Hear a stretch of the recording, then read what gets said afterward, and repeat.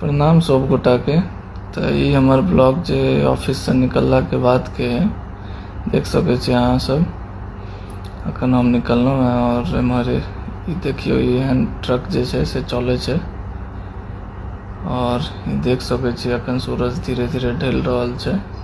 साँझ के अखन जे छे 6 बजले और अखन कनी हमरा मार्केटो जाके और बहुते सारा लोग के अति मैसेज आयल छलन है, जैसे हमरो ओमान में काज कर के बहुते सारा फॉलोअर्स फोनो केने चले था।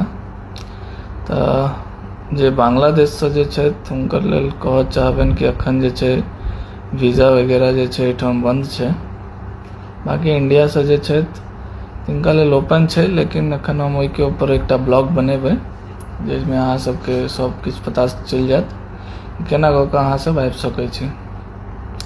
और अखन हम मार्केट में आबि गेल छी, कनी हमरा सामान लेबऽ के। बाकी हम अहाँ सबसे बातचीत करै छी नेक्स्ट ब्लॉग में। Thank you.